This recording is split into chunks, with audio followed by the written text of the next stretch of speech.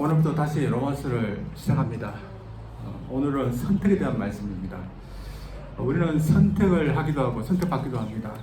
우리 인생, 우리 자격이 있어서 우리가 해내는 일도 있지만 우리가 선택을 받아서 하게 되는 일도 많이 있습니다.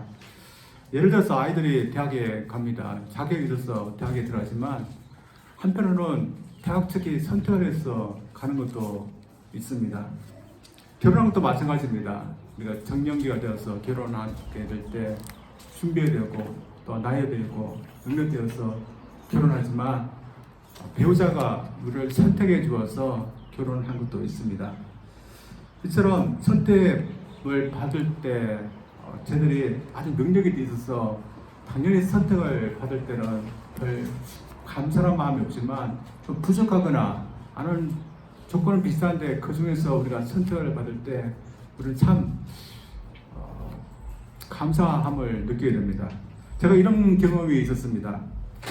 오래전에 일을 하고 싶어서 인력 사무소를 찾아간 적이 있습니다. 대학교에 있는데 방학 때 일을 하고 싶어서 살았는데 아침 일찍 했습니다. 많은 사람들이 벌써 나와 있었습니다. 그래서 혹시 일을 할 수 없나 참 걱정되는 마음으로 기다렸는데 새로 한 대가 오는 거였습니다. 그래서 그때만 해도 젊었기 때문에 혹시 불려갔으면 좋겠다는 마음이 드는데 그냥 지나가는 것이었습니다. 다른 사람들 데리고서. 그리고 선택받지 못한 사람들하고 기다렸는데 또 트럭 한 대가 또 오는 것이었습니다. 그때는 제 이름이 불려서 제가 아주 기쁜 마음으로 갔는데 별게 아니었습니다. 이렇게 축사를 만드는 곳에서 철근을 나르고 그런 막노동하는 일이었지만 그래도 선택받고 며칠 동안 일하니까 참 좋았던 경험이 있습니다. 오늘 바울 사도가 본문에서 지금 선택받는 것에 대해서 이야기하고 있습니다. 저희들 알고 있듯이 8장까지는 바울이 이방인을 포함해서 구원받는 것에 대해서 이야기했는데 오늘 말씀에는 선택받는 것에 대해서 이야기를 합니다. 주제가 갑자기 바뀌었다 할 수 있는데 그 이유는 오늘부터 자신의 동족 이스라엘 백성들에 대해서 이야기하기 위해서였습니다. 그런 이방인의 사도로서 이방인들에게 복음을 전했는데 실상 자신의 동족들은 주님을 믿지 않고 구원을 받지 못하고 있었습니다. 그래서 어떤 민족보다도 먼저 구원을 받아야 될 자신의 동족이 구원받지 못하는 모습을 볼 때 참 난처하게 했고 그걸 무엇보다도 마음이 아팠습니다. 그는 자신의 백성들이 가장 먼저 구원받을 수밖에 없는 그런 혜택들에 대해서 있다고 말합니다. 4절 5절부터 그들이 받은 혜택들입니다. 그들은 이스라엘 사람이라 그들에게는 양자됨과 언약들과 율법을 세우신 것과 예배와 약속들이 있고 조상들도 그들의 것이여 육신화하면 그리스도가 그들에게서 나셨으니 그는 만물에게서 세세의 찬양을 받으시 하나님이시나 하며 하나님도 수많은 것들을 받았던 그들이었습니다. 특별히 예수님이 그들로부터 나셨는데 왜 예수님을 믿지 않고 구원을 받지 못한 백성들이 되었는지 참 그에게는 큰 고민거리였고 가슴 아픈 일이었습니다. 사람들 가운데는 혹시 하나님께서 약속을 하시는데 하나님께서 지키지 못해서 이스라엘 백성들이 이렇게 된 것이 아니냐 수군수군되는 그런 일도 있었을 것입니다. 그래서 바울은 하나님께서 약속을 지키지 못해서 지금 이스라엘 백성들이 구원받지 못하고 있는가 그런 때에 대해서 지금 이야기하고 있습니다. 바울은 바로 결론부터 얘기합니다. 하나님께서 약속을 지키지 않아서 이스라엘 백성들이 구원을 받지 못하고 있는 것이 아니라는 것입니다. 이스라엘 백성들이 왜 구원을 받지 못하고 있는가? 하나님께서 전체 모두를 구원하시겠다고 선택하신 것은 아니기 때문이라는 것입니다. 하나님은 이스라엘 백성 전체가 아니라 약속하신 자들만 하나님께서 구원하셨다고 약속하신 것이라고 얘기합니다. 그렇다면 이스라엘 백성들도 하나님께서 구원하시겠다 하는 약속의 사람들이 있고 또한 하나님께서 그렇지 않은 게 내버려둔 사람들도 있는 것입니다. 하나님께서 약속하신 사람들은 구원받고 있고 또한 구원받기 때문에 하나님께서 약속을 지키신 것이 아니라고 말하고 있습니다. 따로 오늘 본문 말씀 보면 계속해서 선택받은 자와 선택받지 못한 자 이야기가 쭉 나옵니다. 가장 먼저 나오는 사람이 이삭과 이스마엘 얘기입니다. 7절 9절부터까지 읽겠습니다. 또한 아브라함의 씨가 다 그의 자녀가 아니라 오직 이삭으로부터 난 자라야 내 씨라 불리라 하셨으니 그 육신의 자녀가 하나님의 자녀 아니요 오직 약속의 자녀가 씨로 여기심을 받느니라. 약속의 말씀은 이것이니 명년이 이때 내가 이르니 사라에게 아들이 있으라 하시니라. 여기에 아브라함의 두 아들이 나옵니다. 이스마엘과 이삭입니다. 그때 하나님은 이삭에게만 구원을 하시겠다, 선택하시겠다 그렇게 하셨습니다. 그렇다면 이스마엘은 하나님께서 선택하지 않은 것입니다. 구원하지 않겠다 그 말인 것입니다. 두 번째 예는 에서와 야곱입니다. 에서와 야곱은 같은 아버지 같은 어머니 또 태어날 때도 비슷합니다. 그런데 하나님은 태중에서부터 에서는 선택하지 않겠다 하시고 야곱은 선택하시겠다 말합니다. 태중에서 무엇을 했기 때문에 하나님께서 그렇게 하신 것일까요? 어떤 사람들은 하나님께서 미리 에서와 야곱의 미래를 아시기 때문에 하나님을 믿을 것 같은 야곱은 하나님께서 약속 구원하시다 선택하시고 그렇지 않았던 에서는 하나님께서 선택하지 않은 것이라고 말합니다. 그런데 오늘 본 말씀은 전혀 그들의 어떤 미래 때문에 조건 때문에 하나님께서 선택하시고 선택하지 않으신다 그런 말씀을 하지 않습니다. 11절 말씀입니다. 그 자식들이 아직 나지도 아니하고 무슨 선이나 악을 행하지 아니할 때 택하심을 따라 대너 하나님 뜻이 행위로 말미암지 않고 오직 불신으로 말미암아 서게 하려 하자. 에서를 선택하지 않은 것 반면에 야곱을 선택한 것 그들이 어떤 것 때문에 한 것이 아니라 순전히 하나님으로부터 난 하나님의 뜻이라는 것입니다. 그래서 야곱이 선택받은 것 야곱의 어떤 것 때문에 하나님께서 좋아서 선택하시라는 것입니다. 그래서 야곱이 태어나서 하나님을 알게 되고 믿게 되고 구원받게 된 것 하나님께서 그를 구원하시려고 선택했기 때문에 이러한 일이 일어났다는 것입니다. 그렇다면 에서는 뭡니까? 저희들 알고 있듯이 에서는 불신앙의 사람이었습니다. 그래서 구원받지 못했습니다. 그가 왜 이렇게 불신앙의 사람으로서 구원받지 못한 사람이 되었겠습니까? 오늘 말씀의 논리를 보면 하나님께서 그를 선택하지 않았기 때문입니다. 이 논리를 본다면 다른 사람들은 마찬가지입니다. 하나님께서 구원하시기로 선택한 사람은 구원을 받지만 하나님께서 구원하지 않기로 선택한 사람은 구원받지 못하는 겁니다. 그렇다면 구원받지 못한 것에 대한 책임이 누구한테 있겠습니까? 저들 보기에 선택받지 못한 사람은 참 억울할 것 같습니다. 나도 똑같은 사람인데 누구는 선택하고 누구는 선택하지 않아서 내가 이렇게 구원받지 못했다. 그러면 그 책임을 누구한테 묻겠습니까? 그래서 이런 사람들이 이렇게 말합니다. 19절입니다. 혹 내가 말하기를 그러면 하나님이 어찌하여 허물하시느냐 누가 그 뜻을 대적하느냐 하려니 19절 뜻하는 말이 무엇이겠습니까? 하나님께서 이미 선택해서 누구를 구원받을지 구원받지 않을지 다 정해 놓으셨다면 그러면 믿지 않는 사람 구원받지 못한 사람에게 어찌 네가 믿지 않았냐 책임을 물을 수 있느냐는 것입니다. 참 우리가 보기에도 좀 그렇지 않습니까? 하나님께서 다 정해졌는데 믿지 않았다고 책임을 물으신다. 그런데 오늘 본문 말씀은 바울이 참 부당하냐?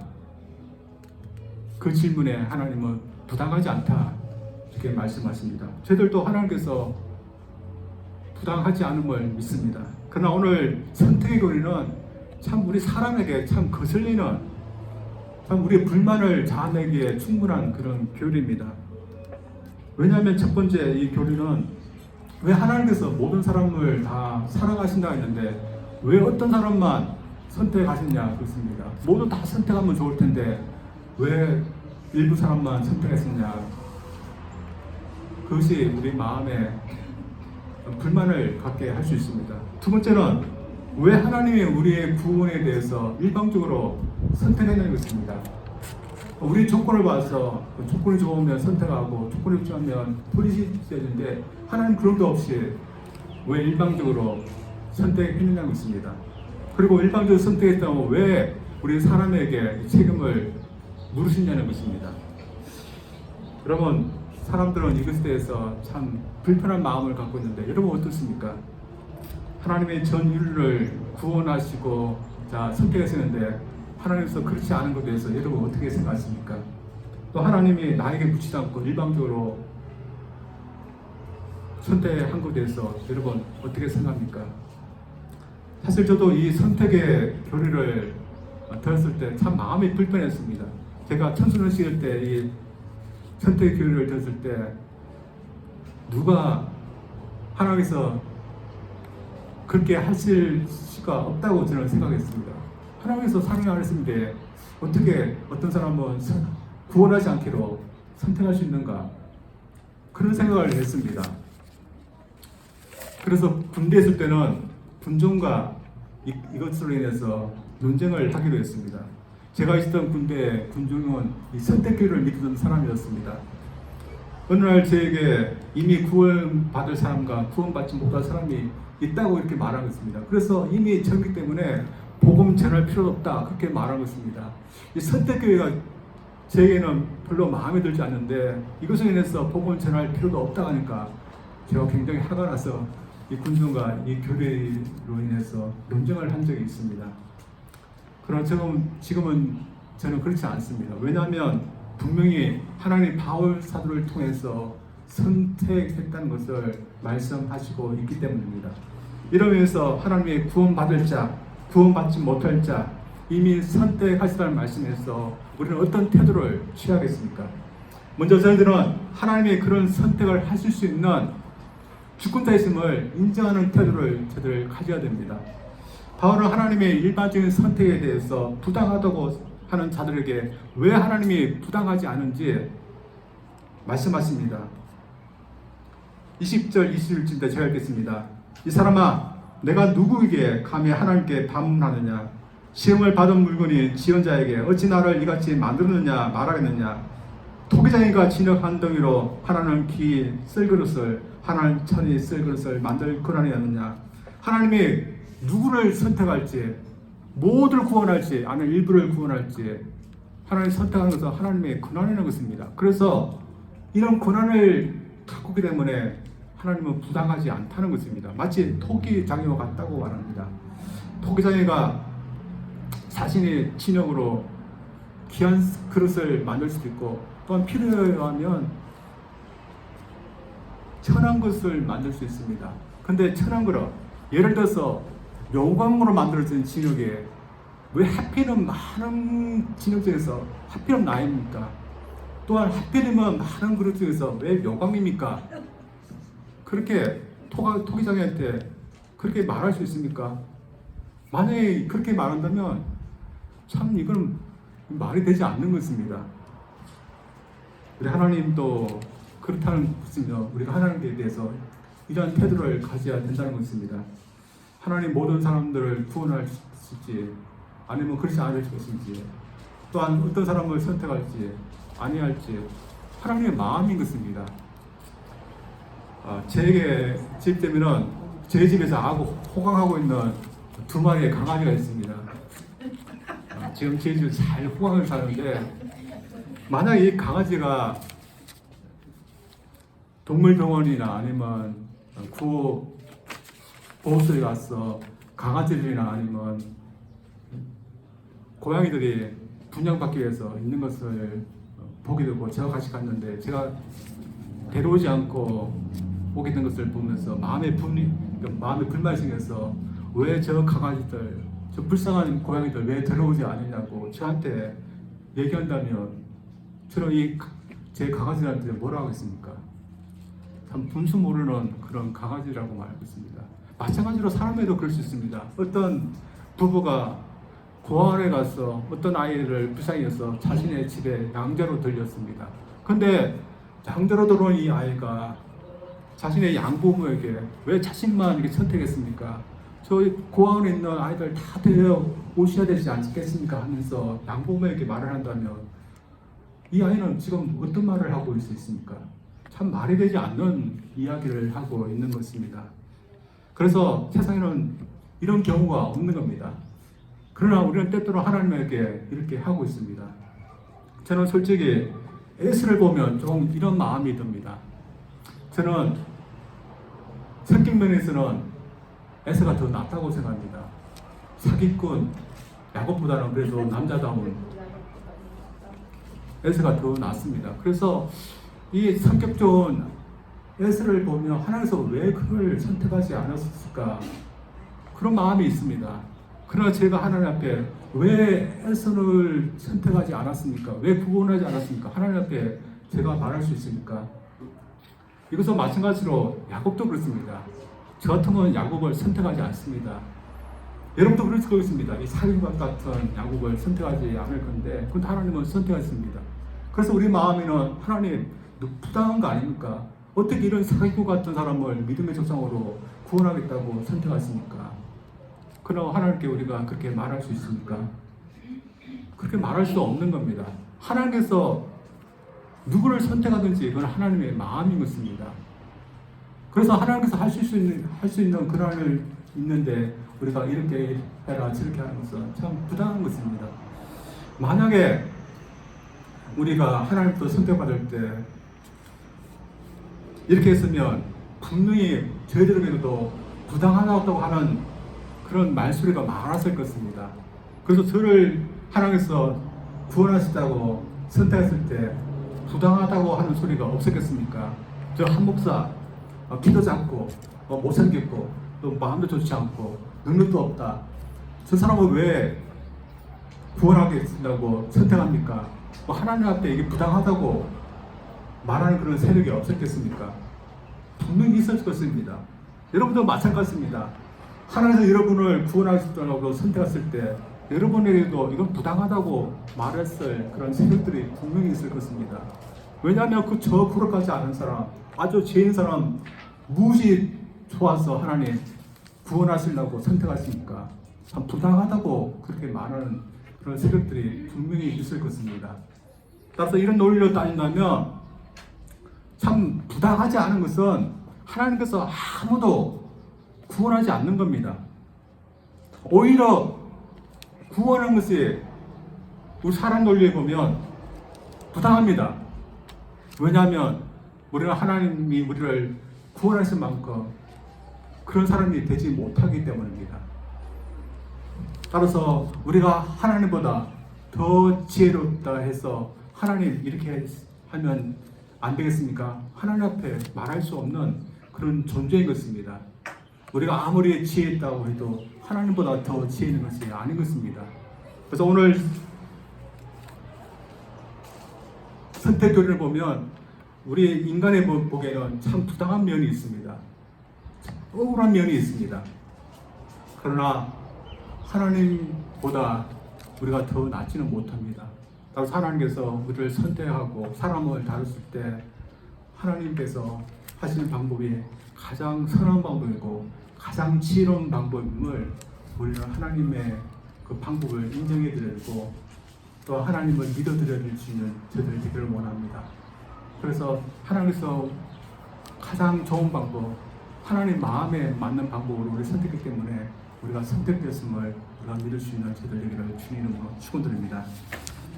첫 번째로 우리가 가져야 할 태도는 겸손과 감사의 마음을 가지는 것입니다. 구원받은 사람, 선택받은 사람에게는 선택의 권리가 감사한 그런 교리지만 선택받지 못한 사람에게는 억울한 그런 교리일 수 있습니다. 따라서 사람들은 하나님께 따질 수 있습니다. 어떻게 하나님께서 일방적으로 우리는 구원하지 않겠다고 선택할 수 있냐? 그렇게 따질 수 있습니다. 그러나 우리가 알아야 될 것은 우리가 참 좋은 상태에 있었는데 하나님께서 어떤 사람의 그런 마음을 하나님 일부러 비틀어서 구원받지 못하도록 그렇게 하신 것이 아니란 것입니다. 하나님은 어떤 사람은 그냥 내버려둔 것입니다. 이 내버려둔 대표적인 인물이 바로입니다. 오늘 보면은 바로에 대한 얘기가 나오는데 17절 18절까지입니다. 성경이 바로에게 이르시되 내가 이 일을 위하여 너를 세웠으니 곧 너로 말미암아 내 능력을 보이고 내 이름이 온 땅에 전파되게 하려 함이라 하시니 그러자 하나님께서 하고자 하시는 자를 긍휼히 여기시고 하고자 하시는 자를 완악하게 하시니라. 바로왕에게 하나님께서 모세를 보내서 이스라엘 백성들을 보내라고 했습니다. 그러나 바로왕은 듣지 않았습니다. 하나님께서 여러 번 경고의 말씀을 드리는데 듣지 않았습니다. 결국에는 재앙을 만나게 됐습니다. 재앙을 만났지만 그래도 고집을 부리면서 보내지 않았습니다. 결국에는 그의 맏아들과 애굽의 모든 자녀들이 죽게 될 것이었지 이스라엘 백성들을 보내게 됩니다. 우리가 보기에는 이스라엘 백성들을 보내지 않고 고집 부리는 것은 그의 고집, 그의 완악한 마음 때문이라고 보고 있습니다. 근데 성경은 하나님께서 그의 마음을 완악하게 해서 그가 보내지 않았다, 그런 말을 하고 있습니다. 그래서 하나님께서 그의 마음을 완악하게 해서 하나님께서 더 하나님의 능력과 하나님의 이름을 드러내기 위해서 그의 마음을 완악하게 했다, 그런 표현을 쓰고 있습니다. 하나님께서 원래 그의 마음이 좋았는데 하나님께서 일부러 그의 마음을 완악하게 해서 그가 그렇게 된 것일까요? 저는 그렇지 않다고 생각합니다. 하나님은 그냥 내버려 두신 것입니다. 내버려 두니까 그의 마음은 계속해서 완악해진 것입니다. 그러나 어떤 사람은 하나님께서 내버려 두지 않고 하나님께서 개입하시는 것입니다. 바로 우리의 경우가 그렇다고 생각합니다. 그래서 우리가 구원받은 거 누구 덕분일까요? 우리가 주님을 믿어서 구원받게 되었지만 이전에 하나님의 선택이 있었고 또 하나님의 계획이 있었기 때문에 우리가 구원받았다는 것을 저들 기억해야 됩니다. 우리는 하나님 주님을 믿은 거 우리의 선택이라 할 수 있습니다. 그래서 우리가 주님을 선택했기 때문에 구원받았다 할 수 있습니다. 그러나 성경은 우리가 주님을 선택하기 전에 우리가 선택을 받았기 때문에 구원받았다고 저에게 말하고 있습니다. 만약에 우리의 선택만으로 우리가 구원을 받았다 그렇게 말한다면 우리는 선택한 것에 대해서 하나님에 대해서 내세울 게 있습니다. 그래서 다른 사람들은 다 믿지 않는데 우리는 주님을 믿고 선택했습니다. 하나님 앞에 내세울 게 있습니다. 그러나 그렇지 않고 하나님께서 우리를 선택했기 때문에 후에 우리가 주님을 선택하게 되었고 믿게 되어서 또 구원받았다. 그러면 저도 하나님 앞에 내세울 게 없는 것입니다. 단지 감사할 뿐입니다. 오늘 이런 면에서 저들이 선택받았기 때문에 우리가 구원받은 것에 대해서 저들 감사할 수 있기를 원합니다. 어떤 찬양 가수가 있었습니다. 그 찬양 가수가 친구였는데 이 친구가 복권을 산 것 같습니다. 근데 운이 좋게도 복권 2등에 당첨됐습니다. 그래서 이 친구가 변화됐습니다. 모든 것에 대해서 다 웃는 그런 친구가 됐습니다.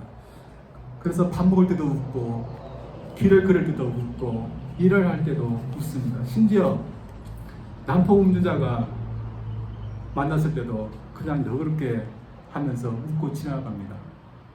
그래서 이 친구가 보기에 복권 2등이 당첨되어도 이렇게 웃으면서 사는데 예수 믿는 나는 더 기뻐하며 살지 않겠나 그런 생각을 했다고 합니다. 여러분 복권에 당첨되면 당연히 기쁩니다. 따라서 이 친구가 이 복권을 당첨된 친구를 보았을 때 참 질투하는 마음, 나도 복권이 당첨되고 싶은 그런 마음이 있을지도 모르지만 그러나 이 찬양사역자는 내가 더 기뻐할 수 있는 것이 있다는 것을 그는 기억하고 그것을 위해서 더 기뻐하려고 했던 것 같습니다. 저들도 그런 것 같습니다. 우리에게 무엇이 더 기쁜 것입니까?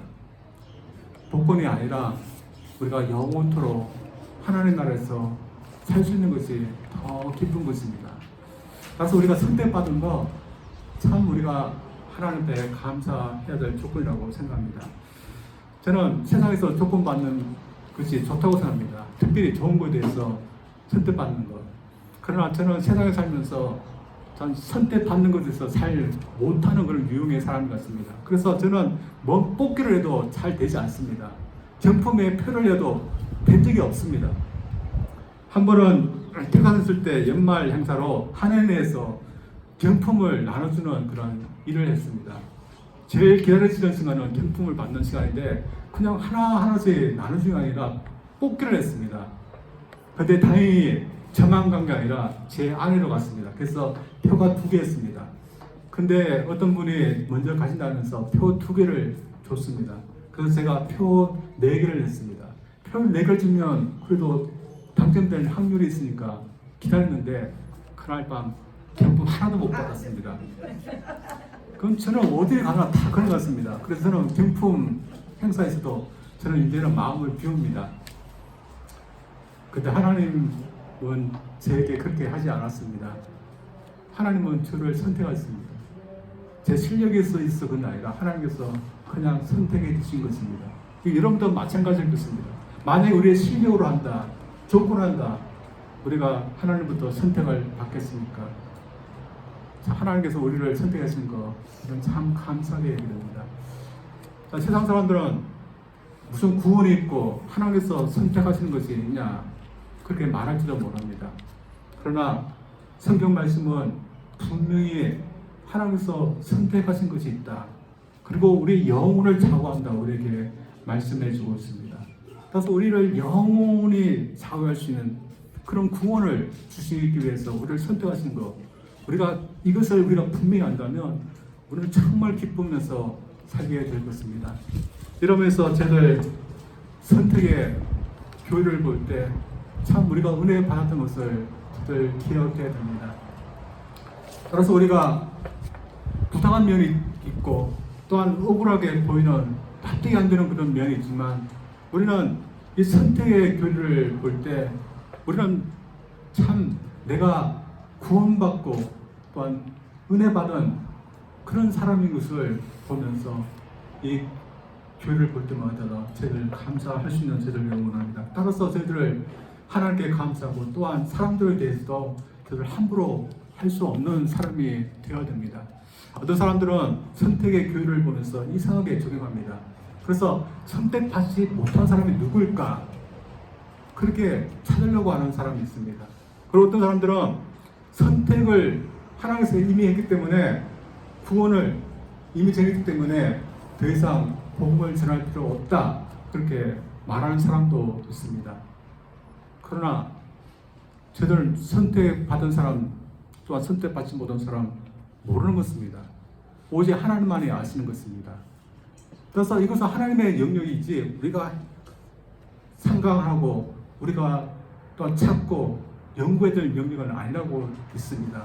우리가 해야 될 영역은 따로 있습니다. 우리는 단지 복음을 전하는 것입니다. 그리고 복음을 받지 않는 가까운 이웃들, 친구들, 혹시나 하나님께서 선택한 그런 사람들임을 저들 믿고서 끝까지 복음을 전하는 것입니다. 그래서 선택받았으면 분명히 돌아오고 분명히 구원받을 것을 믿고서 그 복음을 전하는 것입니다. 그래서 저희들이 이 선택의 교리 부당하다고 생각하는 사람도 있지만 그러나 우리에게는 은혜의 교리입니다. 왜냐하면 하나님께서 아무도 보지 않으시고 하나님 우리를 구원하시고자 우리를 선택했기 때문입니다. 그래서 여러분 하나님께 감사하며 내가 왜 이렇게 선택받았는가, 내가 무엇이간데 선택받았는가, 우리를 선택해서 하나님한테 감사하며 또 선택받은 자답게 저희들 살아갈 수 있기를 주님 이름으로 축원드립니다. 우리 기도합니다. 하나님 아버지 감사드립니다. 우리 하나님께서 우리를 일찍이 선택해 주기 때문에 저희들이 예수님을 믿게 되었고 구원받게 되었음을 오늘 말씀을 통해서 배웠습니다. 이스라엘 백성들 참 완악한 사람들이 있었고 믿지 않은 사람들이 있었는데 우리 마음으로는 다 구원받았지만 하나님께서 그들 중에 선택하지 않은 사람들이 있다는 것을 저들 또한 보았습니다.